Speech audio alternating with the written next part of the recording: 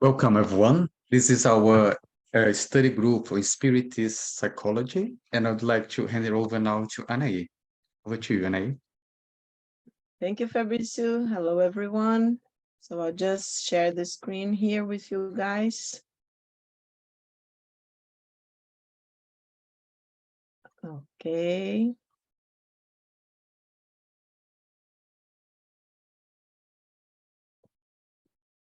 So is everything all right? Can everybody see the PowerPoint? Yeah, we can see perfectly. Okay, so today you are going to see the parental complexes, and especially what Joanna de Angelis and Divaldo tell us about that. Just a quick reminder, so Jung's model of the psyche, and just for us to maybe sometimes, people just are going to look just at this class without looking at others. So I think it's always nice to remember everyone that the complexes, are in the personal unconscious. They are related, the core of the complexes are the archetypes, and the archetypes, of course, are in what we call the collective unconscious. So let's just to remind us about, I like this image of Sir or King Arthur, actually, with in the round table with his knights. And we have already seen that, but just for people that are probably looking, or just for us to remind, and people that are looking maybe for the first time, that a complex is an image of a certain psychic situation with a strong emotional charge, incompatible with the dispositions of habitual attitude of the conscious.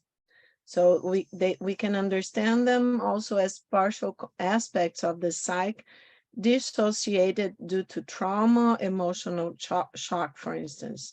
One of the most frequent causes for this to occur is a moral conflict. And especially we can dissociate when we don't accept the aspects that are involved in the conflict. And the pronounced unconsciousness regarding the complexes gives them great autonomy. And Jung says that people have complexes, but what isn't well known is that complexes can have us. And of course, complexes, since they are in the personal unconscious, the ego represses them. So they are subject to the control of consciousness up to a certain limit. With some effort of will, we can repress them, which is often done. But at the first favorable opportunity, they resurface with all their original strength. Thus, an active complex puts us for a time in a state of non-freedom of obsessive thoughts and compulsive actions. And here I know it's Lionel's friend, right? Lionel James Hollis. So he has a wonderful book, Mythologems, and this next slides are in his books, So in his books, I think it's chapter, let me just, when he talks about parents, I think, I can't remember the chapter, but it's easy for you guys. If you want to take a look, it's a beautiful book. So when we focus on, that's James Hollis talking, when we focus on the concept of parents, the experience of personal parents intrudes with great speed. How can we see beyond our complexes, beyond the confines of personal biography? That's a problem, right? Is there a moment when the image can be witnessed with neutrality? Probably not, Hollis says, because whatever the experience one has of father and mother, this experience remains the central complex, that is, the primary image charged with emotion of the individual's life. They were there in the beginning. They mediated all experiences with the greater world, and they dissipated or intensified the inherent trauma through which life is lived. I want you to pay a lot of attention to what James Hollis is saying here, because if our parents, okay, and of course we are talking about parental complexes, so it's our inner image of them, right? The imago.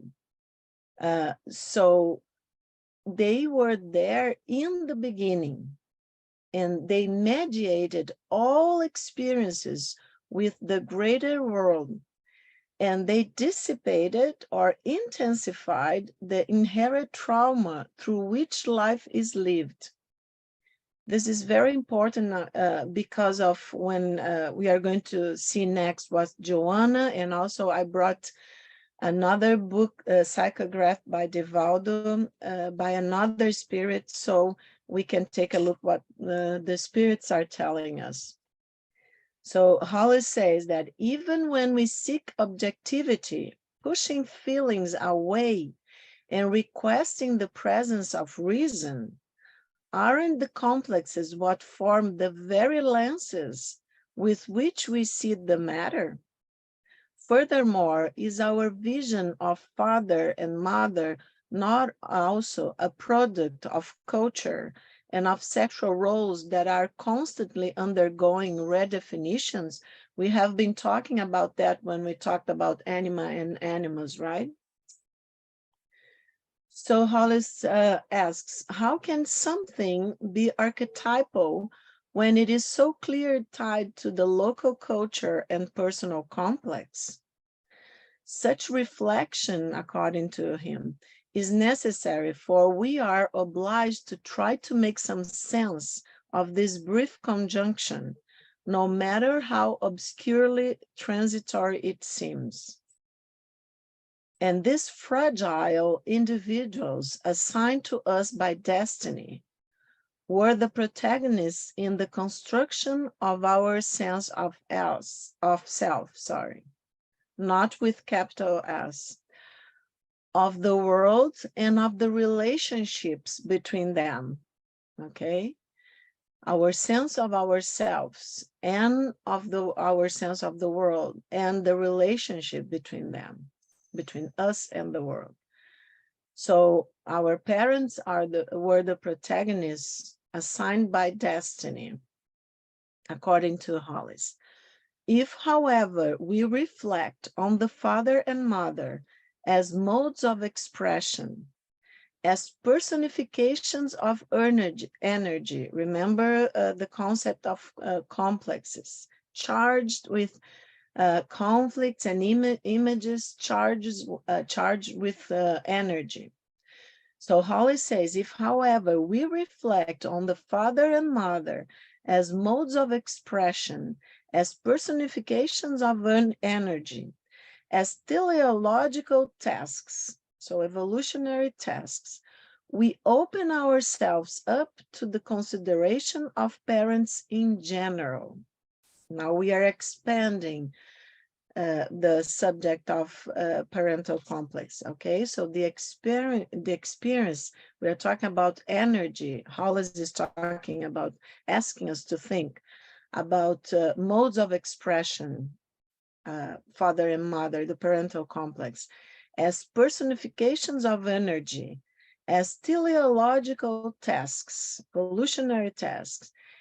So when we think about this complex like this, he's saying that we open ourselves up to the consideration of parents in general. Here we are not talking about our personal parents, but about personified notions, embodied energies. In any family, these energies may or may not be carried out by the father or the mother. When the individual lives with a particularly limited parent when the individual lives with a particularly limited parent, or when he is an orphan, for example, he may have lived without the expression of these energies in general. In either case, the long-term task of the child turned adult is to more consciously witness and internalize these energies, or remain forever trapped in Axion's steel wheel of fatal repetition. The task of identifying, perhaps defeating, the tyranny of the internalized imago is one of the main tasks of therapy and all forms of healing. The person who has not been healed ends up playing these imagos everywhere, and most importantly, transmits the same patterns to their children. So now I bring to you, I don't think this book has been translated. I translated as Themes of Life and Death.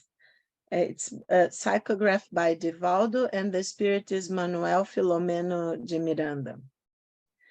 And the spirit says, like father, like son, states the popular refrain demonstrating the strength of genes and chromosomes in the codes of heredity. The truth, however, is different. If there are physical and even psychological similarities, these acquired through family life, the same does not happen in the moral and intellectual field. The spirit is here to its own past conquests, thanks to which it expresses itself in the field of new activity.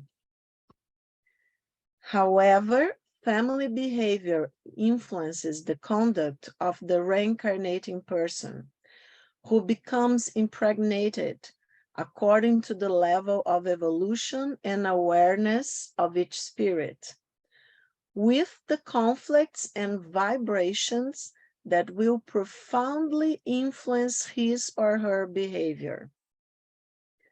So the family, the spirit, Manuel Filomeno de Miranda is telling us that the behavior of the family, not everything, it's genetic, and we are not suffering biology and even the psychology of the family, only that in our personal growth and evolution here in this life. The family behavior, he states, of course, influences the conduct of the reincarnation person, that who becomes impregnated with the conflicts and vibration, law of vibration. Okay, it's in the spirit book. With the conflicts and vibrations that will profoundly influence his or her behavior. But all of this depends also of the level of evolution and awareness of each spirit, okay?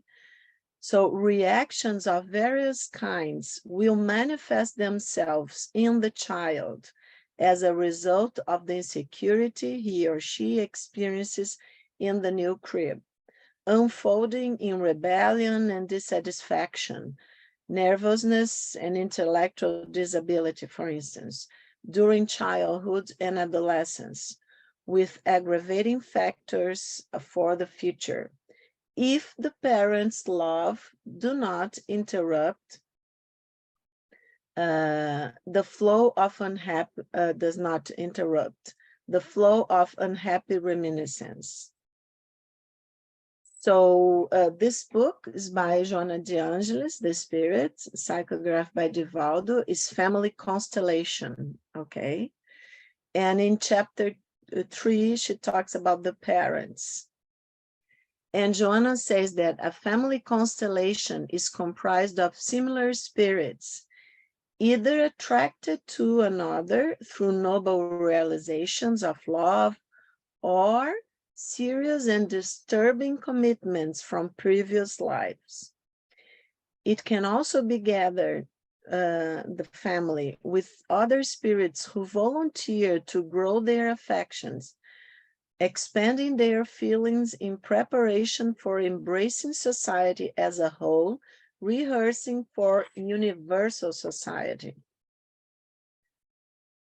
So she says, it's all in this book, parents need to take on the crucial and intensive work of self-preparation for this sublime commitment, thanks to which they can greatly develop their intellectual and moral values in their ascent towards peace and joy, which we all seek.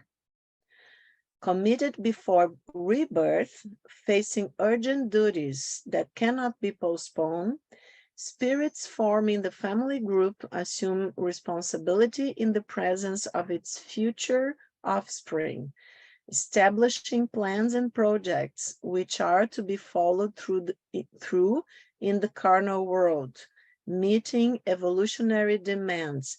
We have also beautiful books about how the spirit guides and how reincarnation happens, and all this getting together of spiritual families and projects, psychographed by Chico Xavier. Okay, all the André Luiz, the Spirit André Luiz communications by Chico Xavier, people can look at, and they have lots of information about that also. So Joanna says that after consulting the maps of individual responsibilities, the spirit guides present the future parents to its offspring, with whom they will cultivate and forge ties of love, designating processes for spiritual growth through which all will reach the goals they aspire.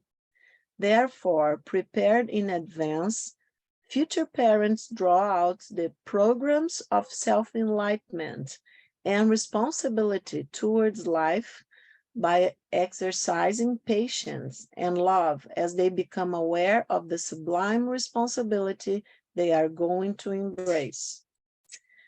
Once reincarnated, they advance, sometimes through different paths, until the moment they meet, affectionately identifying each other, joining hands and planning for the conjugal union, essential for the family structure.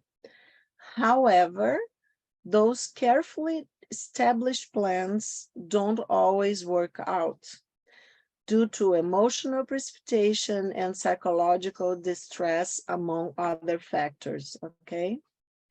And I brought to you, I know everybody has seen this movie, What Dreams May Come, and the main character is Robin Williams.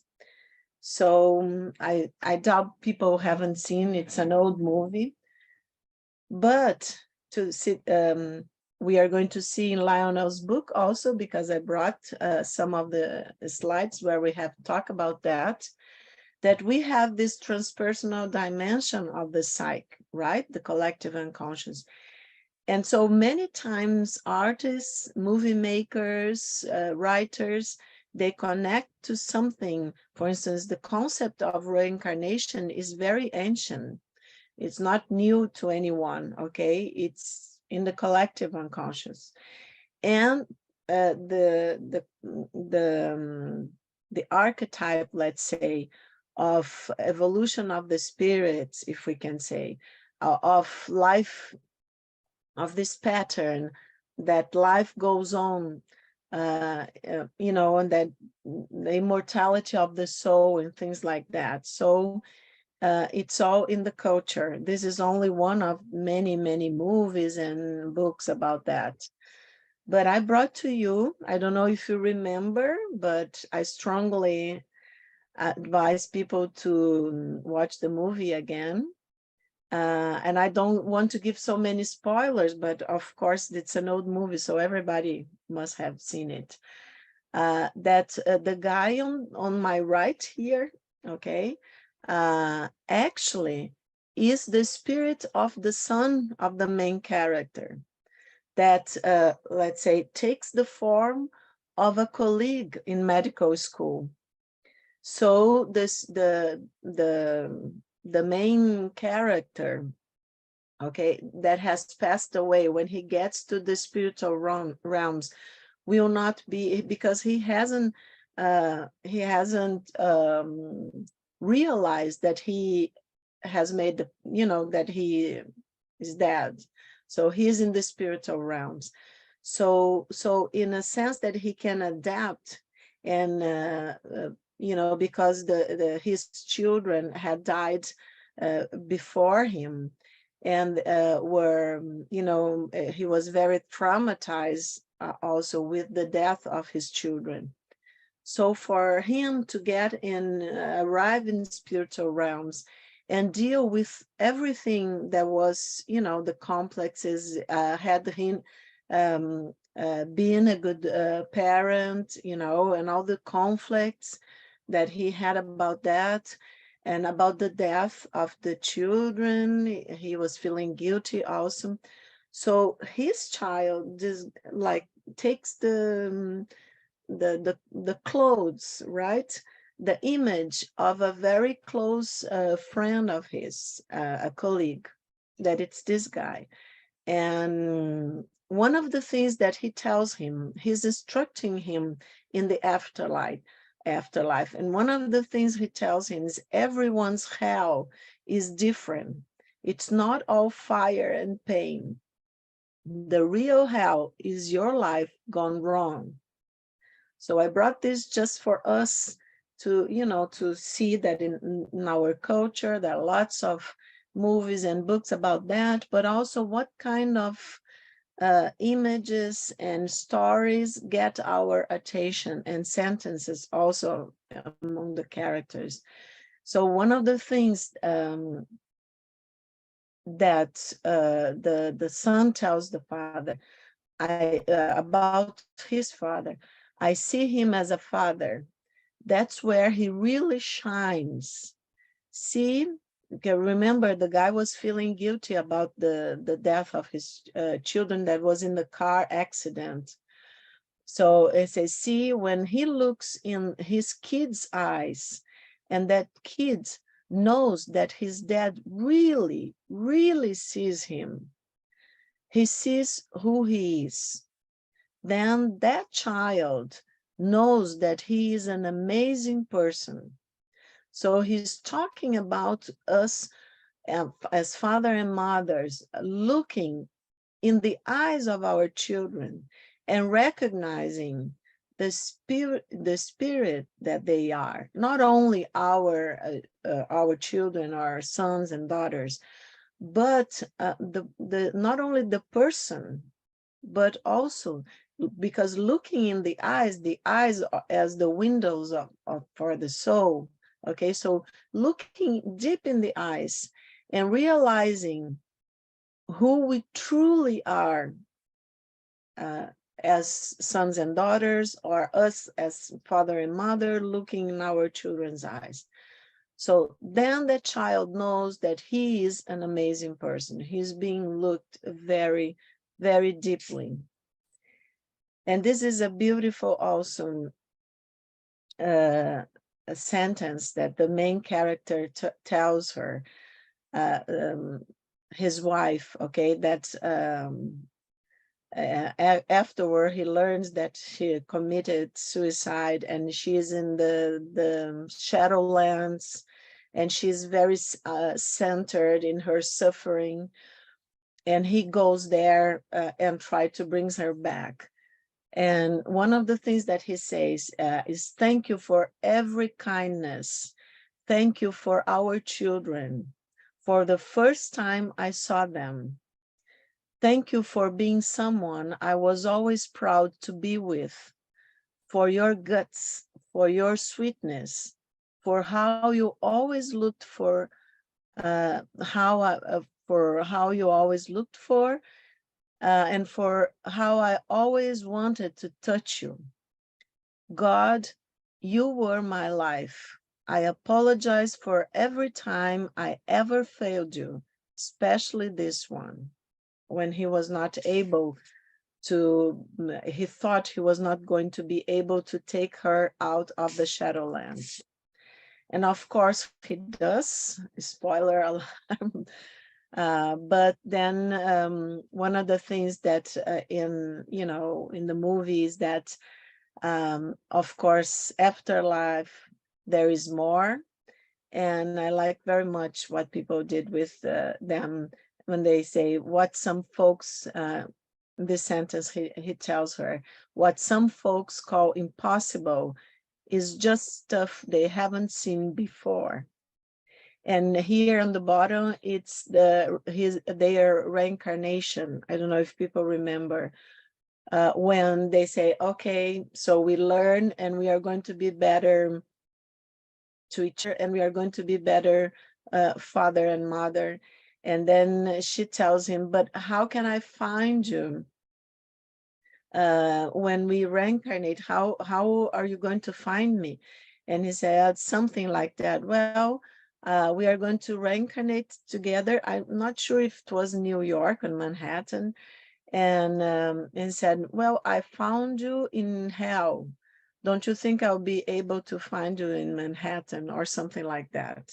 I'm not quite sure if it's the city. Okay, so going back to Joanna. So life is not improvisation, she says. It is the result of superior planning and needs to be led with serenity and confidence. To this end, moral discipline and conduct of the partners, whether together or not, is of the utmost relevance for the family foundation, providing solid identification of sentiments amongst its future members. That is why love is fundamental for a legitimate, affectionate relationship. From the moment a child is born, says Joanna, the parents are invited by life to change their existential objectives. A natural change in conduct needs to replace the immediate aspirations. The care for a newborn demands complete renewal of habits.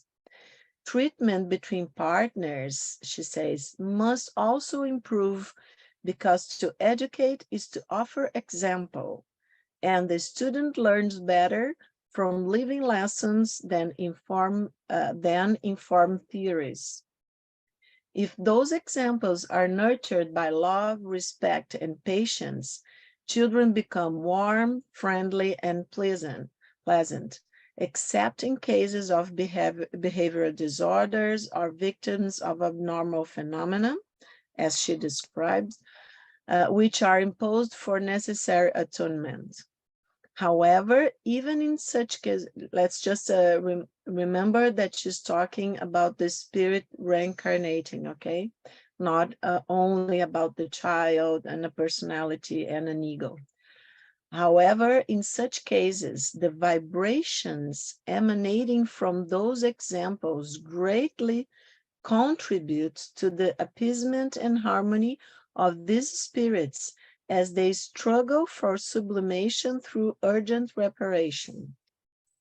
Unfortunately, she says, the psychological immaturity of many adults lead the parents to childlike behaviors, and they try to maintain the same habits they had before the birth of their children. Many parents project onto their children their anguishes and frustrations, transforming them into infant models that imitate adults, depriving them of childhood. In order for the family to be strong, a consciousness embodied by responsible and profound love needs to be lived, one without shallow trivialities championed by individuals of immature psychology. So in the psychology of gratitude, we have already in English, in chapter 3, when she talks about gratitude in the family, She says that the family is not only the domestic grouping, but also the reunion of incarnated spirits, as we have seen, with a pre-established evolutionary program. One learns gratitude through its practice, which must be initiated within the family, this society in miniature, where affection expresses itself naturally. And she goes on saying that through the conditions imposed by the laws of life, rarely does one find oneself in the family of one's choosing, such as a family that consists of affable and generous people. Rather the opposite. One's rebirth is connected to spirits who need to learn to assist one another for their own progress. Many times, she says, certain familial groupings transform themselves into veritable states of warfare, with continuous combats taking place, when each one reacts against or hates the other, placing themselves far from their commitment to rehabilitation. It is in this stronghold that the spirit will most certainly develop, transforming its evil sentiments in good ones while exercising fraternity and gratitude. Development of practice of gratitude towards one's hostile relatives constitutes a challenge to the dominant personal shadow, according to Joanna. Once one creates the habit of understanding others as infirm beings or as individuals in need of assistance, the method becomes effective for the desired goal. Remember here what James Hollis was saying about looking at our mother and father through lenses of our complexes, about of our imagos, okay, our internalized images of our mother and father and our complexes, thus our complexes. So how can we expand our vision? And Joanna is bringing us a path to that. When we're thinking about them as also as spirits, when we are thinking about family as a group of spirits that come together to exercise fraternity and gratitude, to learn to exercise, to learn to love better one another, to learn to understand, to have compassion. So all the spiritual values, and to try to work through our shadows, own personal shadows, and have patience with other shadows, and don't project so much our shadows. So she's suggesting that we create this habit of understanding others, including our parents, when we don't like, when that hurt us, and when many times people are going to be traumatized because of things in childhood that include the parents. So she's suggesting that we create this habit as informed beings, and including ourselves, actually, as informed beings or as individuals in need of assistance. And she says that this method becomes effective for this goal to, to evolve together. And she says that at home, all difficulties must promote the feeling of gratitude for the opportunity to repay previous debts, to develop and to exercise, leading to an improvement of body. So struggles of this magnitude, she says, elevate human beings, helping their internal,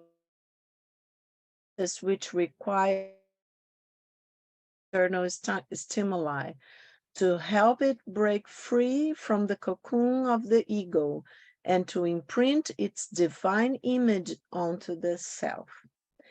And but we have Lionel. So I'm just going, when we talked about archetypes, I'm not sure if Lionel was with us in that class, but only for him, then we can listen to him, what he says, and then people can all think about complexes, right? And about the internal imaging of them that we create, developing the ego and living these experiences with them. Okay, so the way that they begin, our father and mother in this life, part of our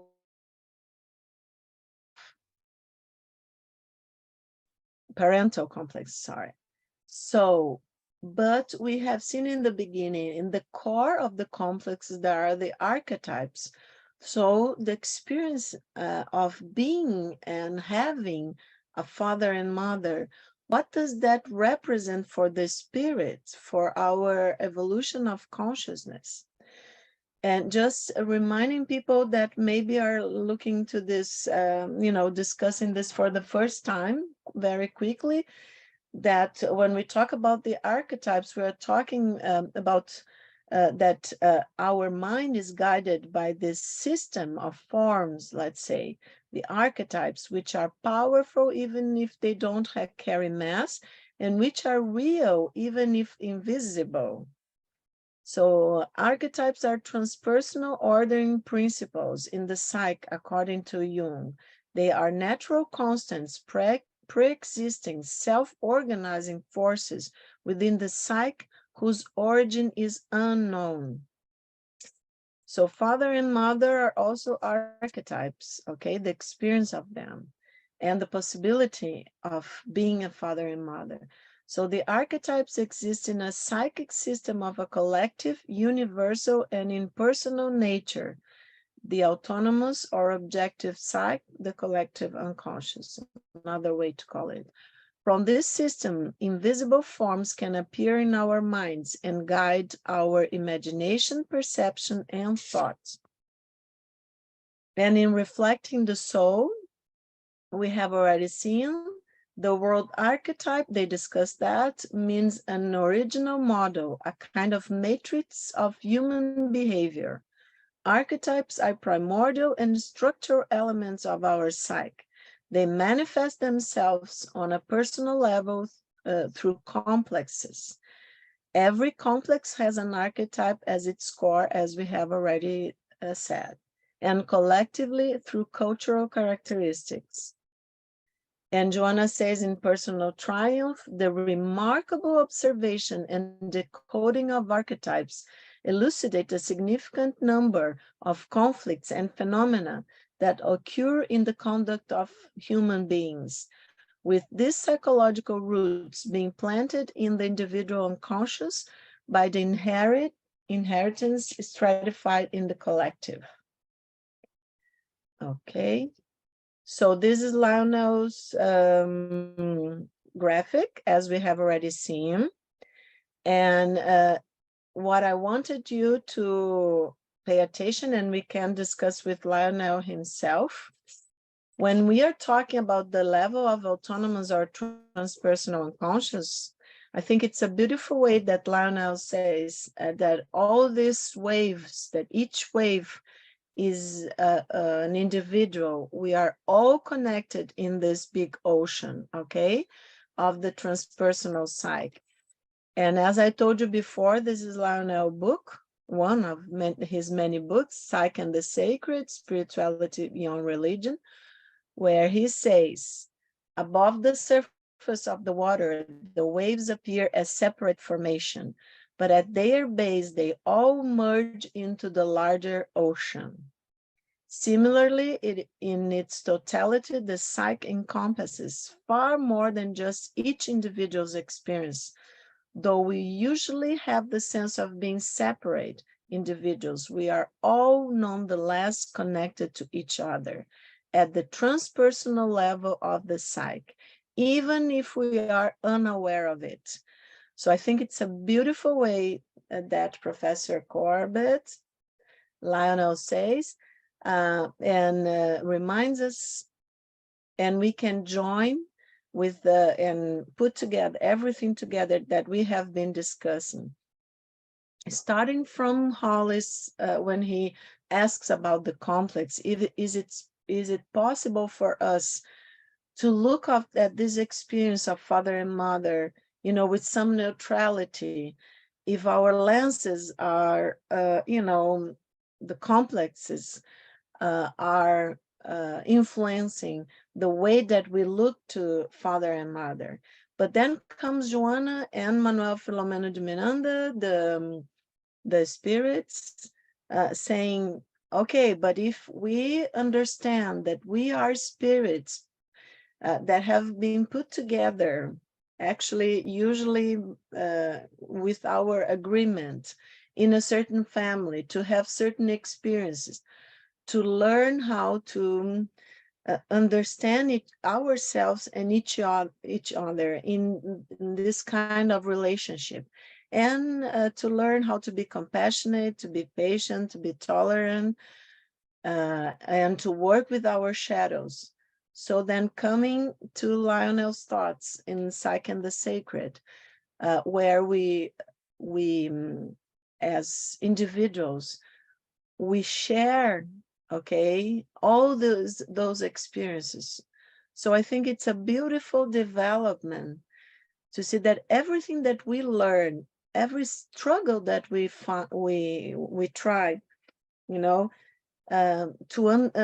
towards understanding better our relationship to our fathers and mothers, our history, the way that my personal myth, as we said, I come from this father and this mother, and I have this and that experience, and I understand myself better, my complexes, how I feel inside myself, the experience of father and mother, and then I become a father or mother of someone else. And then maybe I realize that I'm projecting something onto my children.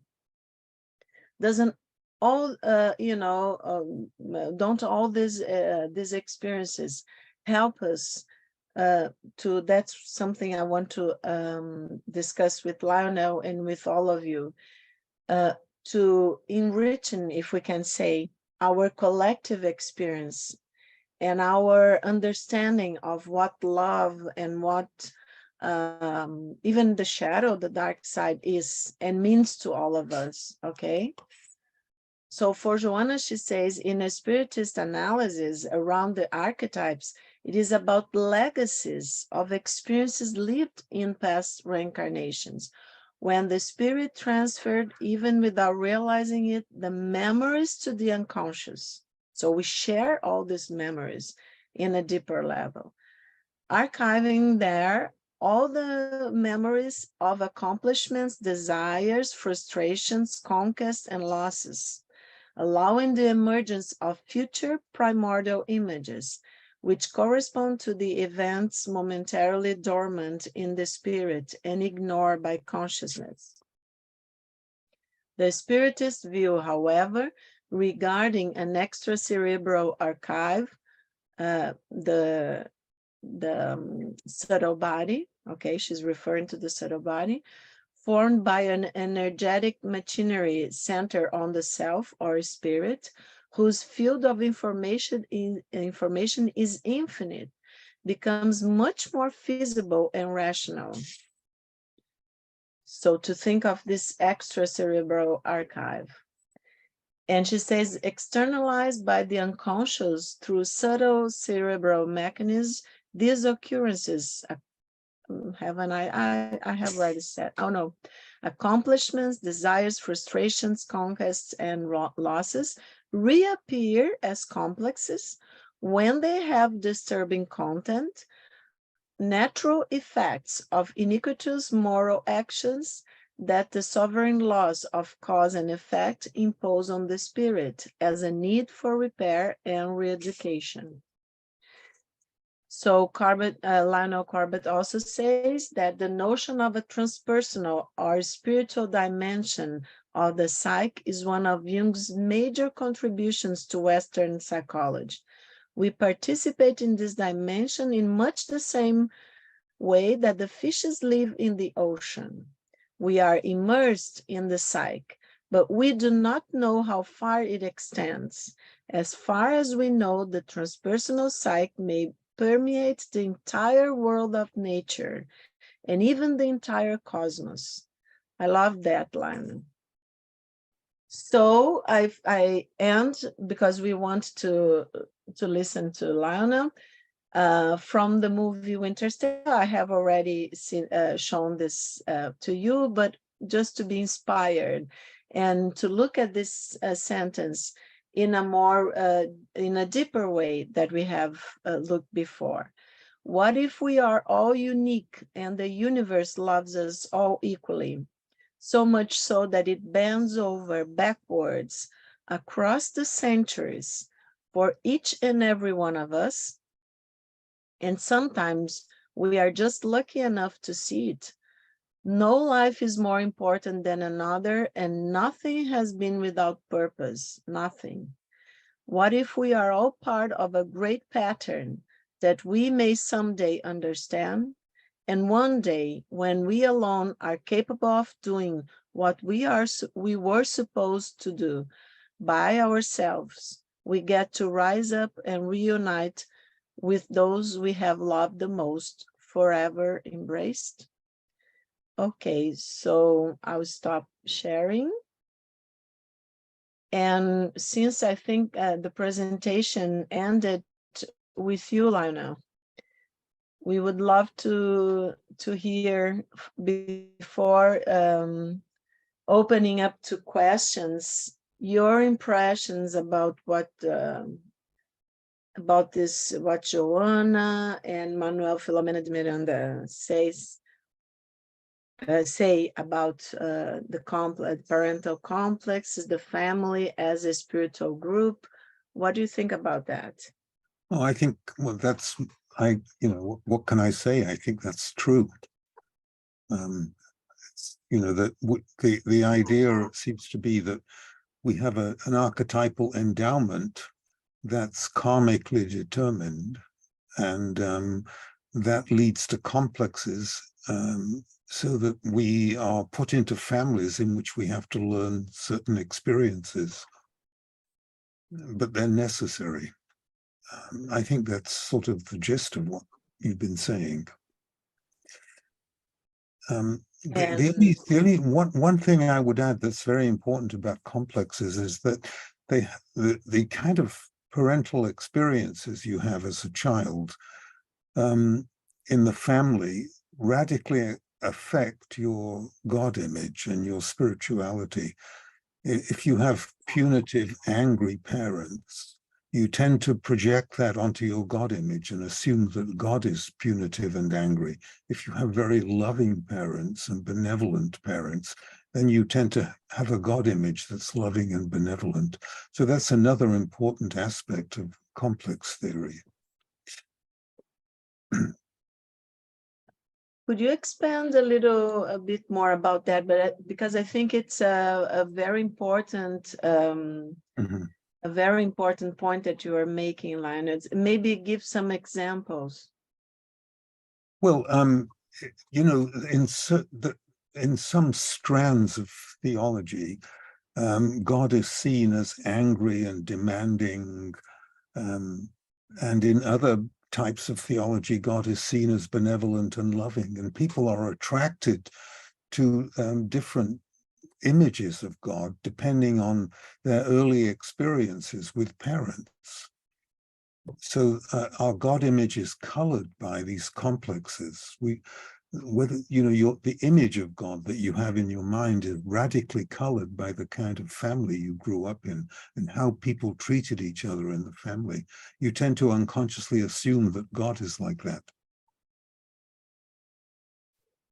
Could it be then thinking about what Joanna says, that spiritually we come in this model of having being a child and having a mother and a father,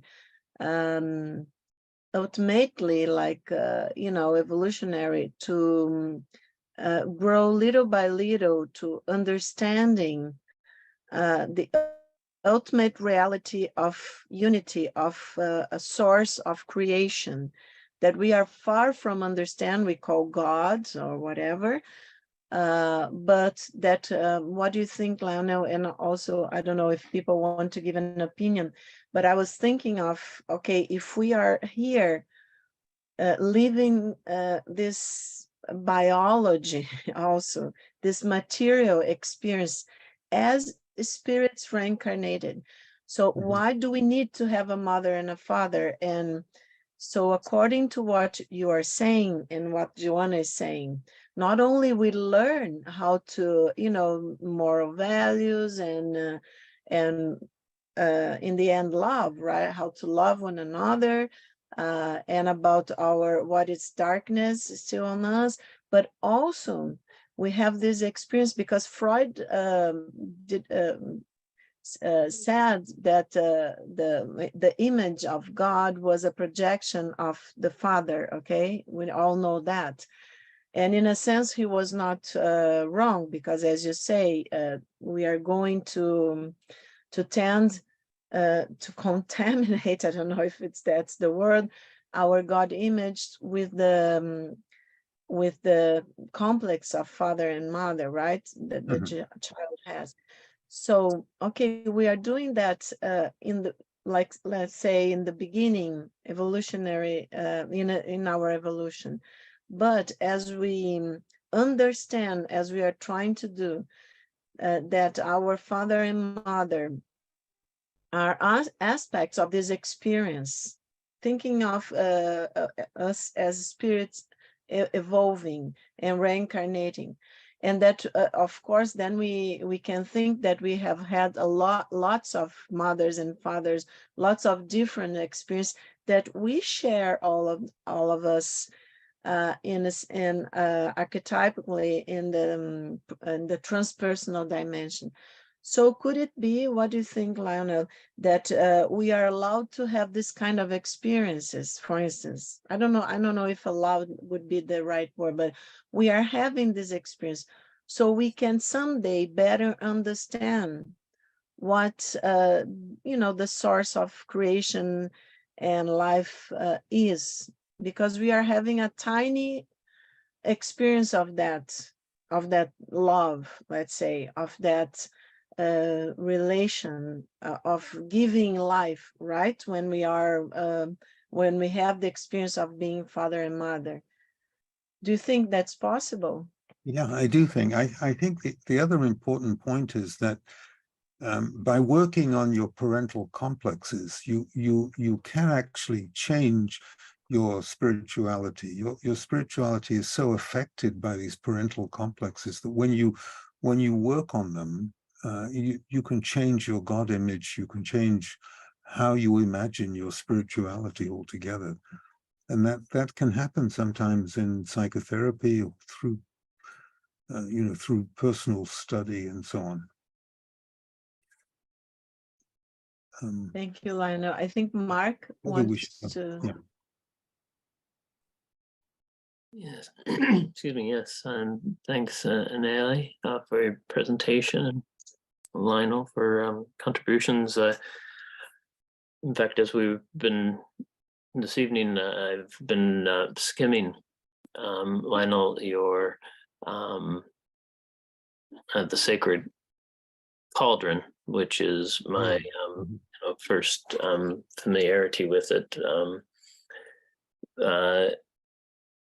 And your point here, a few moments ago about, how, anger or love, these core emotions, in my words, shapes the individual's or the young child's perception of what is spirit. I think is such a powerful one. And I was wondering, some Spiritist work that I've done for many years offers the perspective that, core emotions, such as anger or love, again, love being a human emotion, as opposed to unconditional love being the spirit version. So human emotion, love, fear, joy, hope, and a few other ones, that these are the cauldron, if you like, that as humans we're learning from by incarnating. And because spirit doesn't have human emotions, has many other qualities, many other characteristics, but not the diversity and richness of human emotions. So I just wondered if you have any, through your research and professional work, any reflections on, as the example you gave, anger or love, has the potential to, of course, at least initially, and until a child would move on from the parental context, of profoundly shaping, the perception of what is spirit. Any views on that as far as emotions, small hands? Well, emotions are very important because they're felt in the body. So when a complex is, all complexes have an emotional tone or emotional coloring.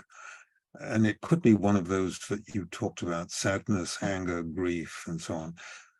But the way the complex is felt in the body in the form of emotion, and since the archetype is at the center of the complex, you could say that spirit embodies itself in the form of emotion when the complex is activated.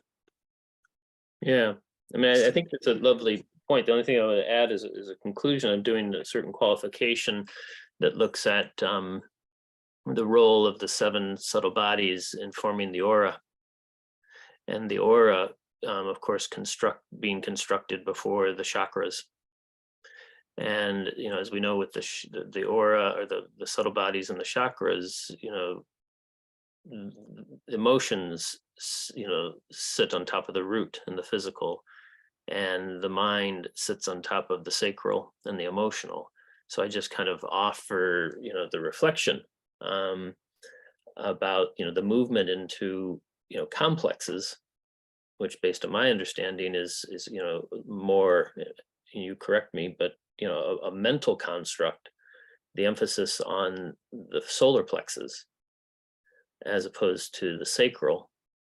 And as you bring in the body, the root, the physical, seems like a trajectory that in my life experience has a bit of a bias to it as we go up and away from the emotions. And it seems like in psychology, as we know, we're just rediscovering the body, seemingly, and the role of the body. And it seems like we still need to rediscover the emotions, which sit on top of, the mind and, the current version of psychology, which has a mind, a big mind identification orientation in my experience. So I'm combining the understandings, I'm presuming a shared understanding of human energetic system with, the movement beyond sacral and emotional into mental solar plexus and mind. And I just offer that as it's one trajectory, but I question in my practice its utility. Hope that You want to comment, Lionel? Well, I think the modern thinking is that emotion and thinking and the mind are actually inseparable. You can't have one without the other. They always occur together. And when you're possessed by a very powerful emotion, if you're gripped by a complex and you're terrified or angry or whatever it is, your whole body is involved. You think how you are when you're frightened or angry. Your heart rate might increase, your skin gets red or pale, you sweat, your mouth goes dry, your pupils dilate, your muscles get tense. Emotion involves the whole body, actually.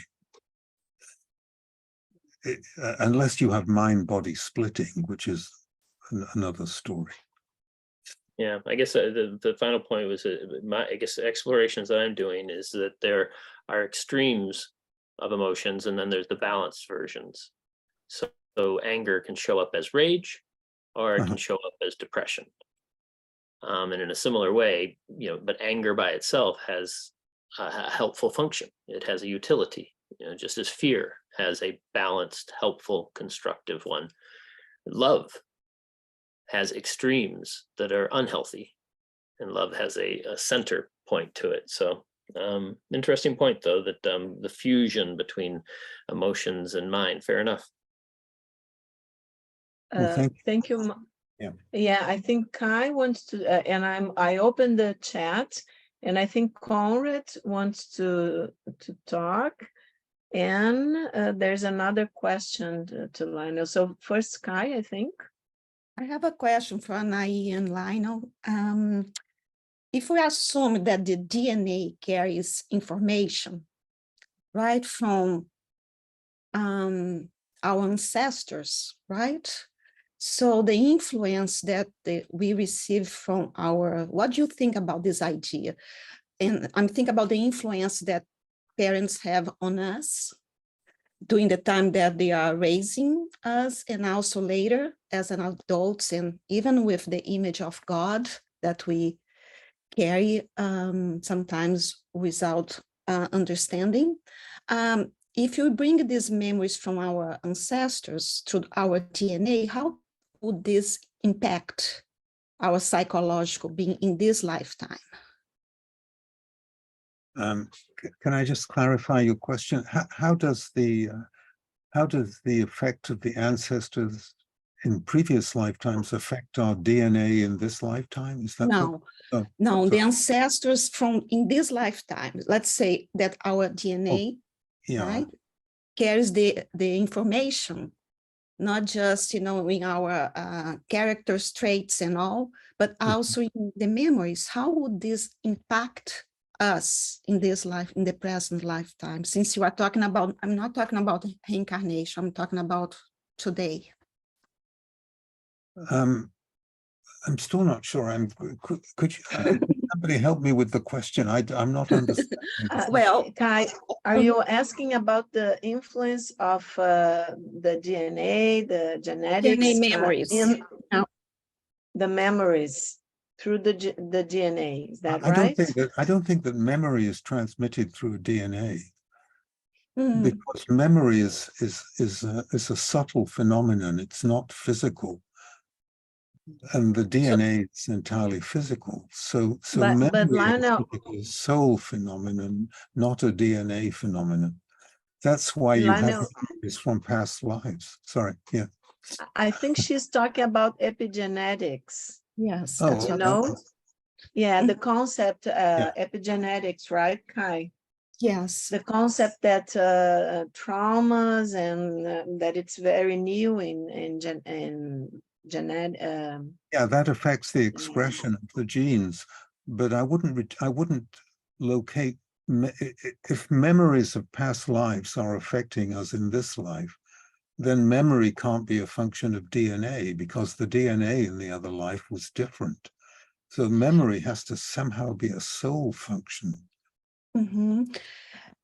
I agree when we talk about the past lives, but when I'm talking about our ancestors, the information that I think, maybe I'm wrong, that the information comes through our DNA, through our ancestors, from our ancestors' lineage. Well, it does through, as Anahy says, in epigenetically, the way your parents and grandparents behave will radically affect you, the next generation's genetic expression. So if you have parents or grandparents who are very traumatized, you carry that in some way. That trauma is influencing the next generation's genes. Mm-hmm. I would just bring something else to the discussion before passing to Conrad. He has been waiting a while to ask. Sorry, Conrad, just very quickly. that we know that it's very well known here in Brazil, that the medium Chico Xavier, and I think Kai has already written about him and has a work, right, Kai? I think, no, I know that you have. Chico Xavier said that the first time that he tried to reincarnate, it was the same mother and father, okay? And the mother got pregnant, his mother got pregnant, and she had a miscarriage. And then some months later, he got pregnant with him. But the thing is that Emmanuel, his spiritual guide, told him, or he remembered, I don't know, I can't remember what's in his autobiography and what he would tell people, that it was his spirit in the first time of the miscarriage, but the genetics was not correct. Because he needed a certain arrangement, let's say, of the genes, because of the mediumship that he would have to have. And this is also related with the genetic, the combination of that specific embryo.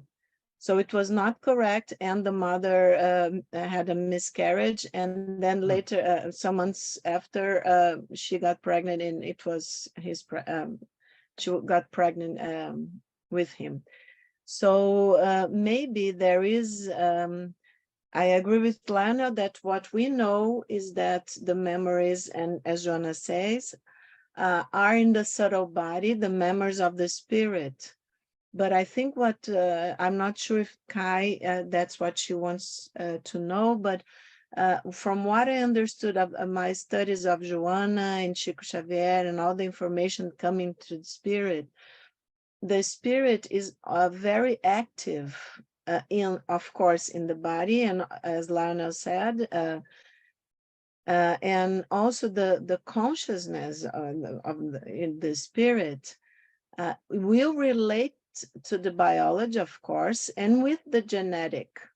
So we have a lot of genes that, for instance, we can have a genetic of a mother or father of cancer, let's say of breast cancer, for instance. And it could never be expressed because my spirit, either because it's not in my cause and effect question, karmic question, or because I had evolved or had some way of not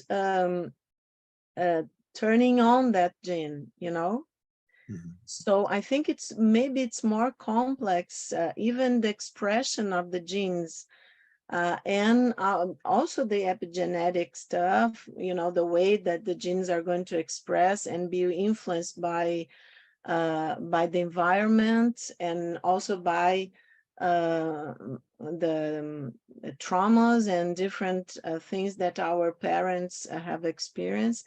I think it's much more complex. I don't know what Lionel thinks, but I just remember reading about Chico Xavier reincarnation and how the same spirit had to wait for a corresponding embryo with the genetic that would allow him to express all the mediumship that he had. I don't know if it helps or makes it more complicated to everybody. Thank you. Thank you, Kai. I don't know if Lionel wants to say something, or should we? I'm worried about reducing something like mediumship to genes, because because your archetypal endowment is a spiritual endowment. I don't want to reduce that to something physical like the genes. So that's my concern. I agree with you. There was a question from Conrad. He said Conrad.